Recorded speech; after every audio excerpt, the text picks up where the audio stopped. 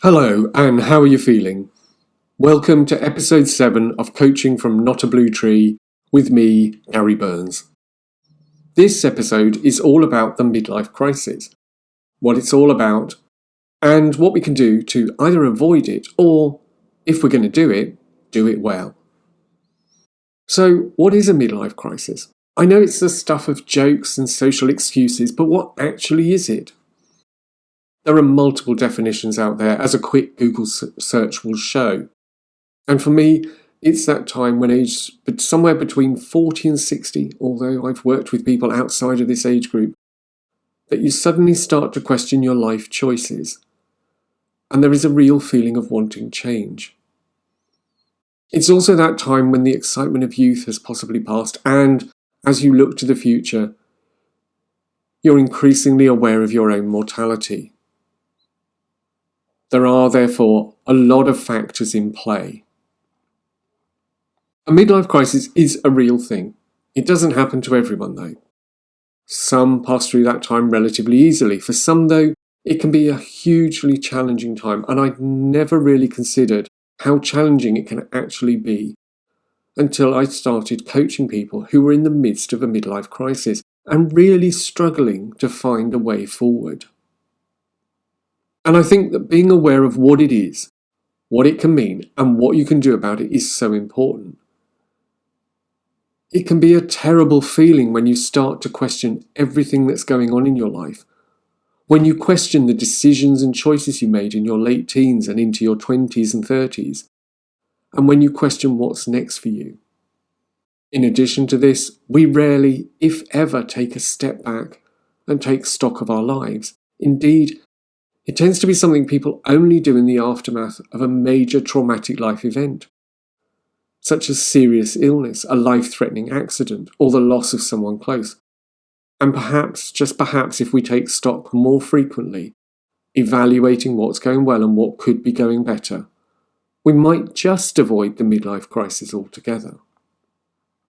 Crucially, I think if we can all understand what a midlife crisis looks and feels like, if we understand what we might find ourselves thinking, and if we understand any associated emotions, we stand a much better chance of effectively managing the midlife crisis if or when it arrives. So, think about this for a moment or two. You joined the world of work some time ago, pursuing a job or career that you were certain that you wanted. You may be in a relationship. You possibly have children. You're in the process of paying off a mortgage. Or maybe you've jumped from job to job, not really sure about what you want, and certain that you'll eventually find the job for you. Perhaps your relationships haven't always worked out and the disappointments are becoming tiresome. The time for children might have passed. Maybe you've a less than great relationship with your kids, or you may even be regretting your decision to have or not to have children. And that excitement, which for some starts in their late teens and others in their early 20s, about being an adult, having money and choices, freedom and options, now feels like an increasingly distant memory. Instead, you find yourself thinking more about what might have been, of now being weighed down with the outcomes of your earlier decisions and feeling trapped, unable to change, stuck. And all while you're not getting any younger, which of course you know and feel. And this is the time that some go off the rails, getting divorced, having an affair, buying a motorbike or a sports car, something, anything to rebuild the excitement. Anything to reconnect with being young and free again. And for some, it works, possibly. For others, it becomes a heady downward spiral, a realization that youth has gone and old age and decline beckon. For others, it's just a process to low mood, and maybe even depression. And there are some who just soldier on, living with the frustrations and disappointments, resigned to the status quo. And where are you in all of this? And just an observation, I've noticed how people in their 30s are starting to show signs of midlife crisis, which, I'll be honest, has surprised me. However, having worked with people in this age group, it does kind of make sense. We have a generation that has debt from university, that is struggling to get on the property ladder, and that is likely to be working until they're 70. As a generation, they stand to be poorer overall than their parents. And they will have made career choices in their teens and early 20s, which will affect the next 50 years. That's half a century. No wonder people get to their 30s, 10 years in with another 40 to go, and then start to question what it's all about. So the question, of course, is what to do instead of having a half-baked midlife crisis. You can, obviously, have the half-baked crisis if that's what works for you. My feeling, though, is that the whole thing could be a whole lot easier if you're honest about what's going on and if you're willing to look for realistic solutions to improve the situation. In other words, be honest about your current model of the world and be serious about the world into which you want to move. The starting point for me is all about taking stock. Take a step back and look at your life now. What's working for you and what can be working better? In episode 4 of this podcast, I talked about the wheel of life and how it provides an excellent starting point when you know that life at the moment is going differently from what you actually want. I'm not going to reproduce the entire podcast here, but just as a brief reminder, the wheel of life is a visual representation of life, the wheel representing life as a whole, which is then divided into 6 areas: career, family, relationships, health and fitness, personal growth and development, and renewal. And you start by scoring each area out of 10. The higher the score, the more satisfied you are. In episode 5 of the podcast, I talked about how you can use the wheel of life to elicit your values for each area. Remember that values are not actions or things, but are all about what's important for you. The crucial aspect of values is that you can, once you've elicited them, see which ones are being met and which are not. Your levels of satisfaction and your values will start to give you ideas about what you want to change and achieve, which leads you into making plans and setting goals. This I talked about in the very first episode of my podcast. And making those plans and setting those goals is crucial. They give us direction and purpose. Rather than floundering around with random thoughts and notions, you now have a series of actions which can take you out of now and into a new model of the world. That's all well and good, I hear you cry. But what about my family, the mortgage, the bills, my responsibilities and obligations? And how, I hear you wonder, do I admit that my job, my relationship, my family, my life is turning out very differently from what I actually want? How, I hear you question, do I acknowledge that my decisions, which seem so good at the time, are in fact taking me into an ever deeper hole from which I feel unable to escape? And indeed, it can be hard to accept and acknowledge that life is not what you want or not happening how you want. It can feel dishonest and disloyal, disappointing and demoralizing. Further to this, very few of us can simply abandon our current lives, up and go, and then start again. And yet some people manage to do this. We need, though, to get real. The vast majority of us will not want to make that clean break with the far-reaching and long-lasting consequences that it can bring. Most of us, I suspect, are looking for a way forward, a way to make changes and a way to manage our current model of the world. So, I think that it is absolutely okay to recognise that life is something other than what you want. Assess your levels of satisfaction, elicit your values and formulate your plans and goals. This is a powerful starting point. And I think you can only get to that starting point if you're honest about all that is happening now. You only need to recognize this for yourself. If I'm coaching you, you don't even need to share those thoughts and feelings with me. All I, as your coach, want to know is that you have taken a look. You've taken that step back and you have taken stock.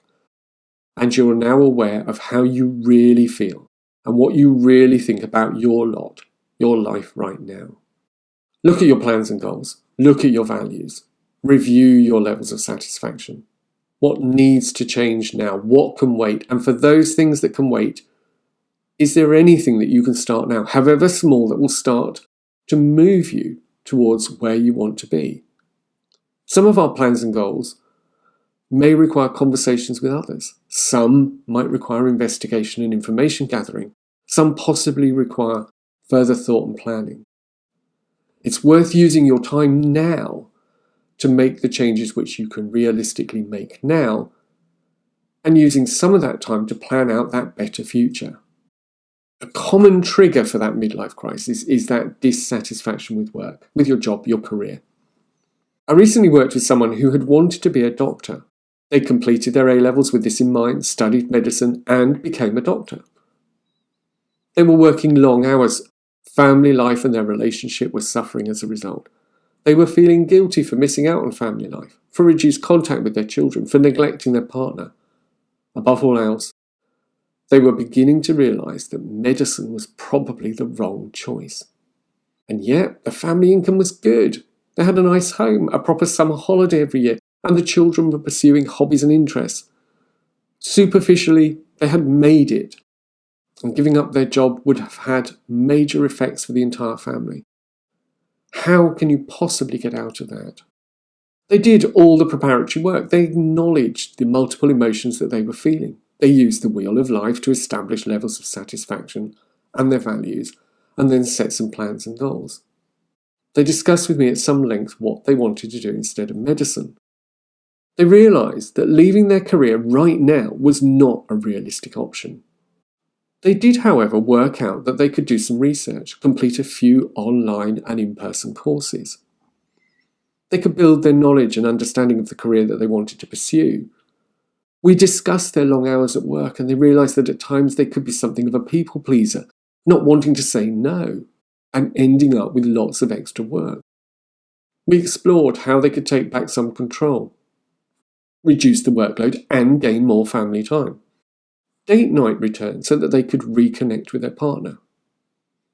They worked out what they wanted to discuss with their partner about career plans. And let's be clear, they also established that a lot was in fact going well. Maybe not perfect, but by taking stock and not just focusing on the negative feelings, they realised that there was an awful lot to celebrate. And suddenly, they were back in control. A realisation of what was working and going well. An understanding of what they could do now. A plan for the future which gave them renewed purpose and direction, which in turn affected how they acted and felt at work. And this led to a change for the better in family life, all because they took the time to work it out and realise what matters most now, what needs to change now, and what the future can be when the time is right. And this is a recurring observation. We're under the mistaken impression that if we make plans and goals, we need to take action now. Nothing could be further from the truth. By making the plans and goals now, even if we cannot take action now, we are giving our unconscious minds instructions. Our unconscious minds takes all of this in and starts to look for solutions, opportunities, ways of making it happen. You start to see things that you previously would have overlooked. Options present themselves, and this gives you new information, new choices, which you can store away safe in the knowledge that when the time is right, you've built a stock of information, understanding and knowledge that allows you to act with greater certainty and direction. And all because you made the decision now. You created the plan now. You gave your unconscious mind the direction and instruction that it desires. So, just imagine you've taken a step back. You've been honest about what you're thinking and feeling, and you've worked out your next steps. You may have plans and goals that you can work on now. You may have plans and goals that you can work on later. If nothing else, you now have an understanding of what is working for you and what could be working better. The chaos of random thoughts, ideas, and feelings may now be making more sense. And sometimes there is little that we can do to make any real, tangible changes now. Some of the things that we want to change may be outside of our control. Some may rely on other things happening first. I have yet, though, to meet anyone who can change nothing at all. Those who say that they can change nothing are, in my experience, finding ways of avoiding change. Change can be scary. It can be a step into the unknown. And it can be easier to blame others, your circumstances, your life, rather than take back control and make the changes, however big or small those changes are. Only you will know. Because deep down, you will know. You'll know that you're kidding yourself. You'll know that you are making excuses. And only you'll know how it feels to stay stuck rather than step up, step out, and be the change that you want to be. So you now have significant information which can help you manage your midlife crisis, focusing on the changes that you know that you can make, moving forwards to the new model of the world that you want for yourself and those around you. If you can do it now. If you're not sure or need some help, you can always book an initial consultation on my website, notabluetree.com, and you can then work out what the next step is. And you know that it makes sense, don't you?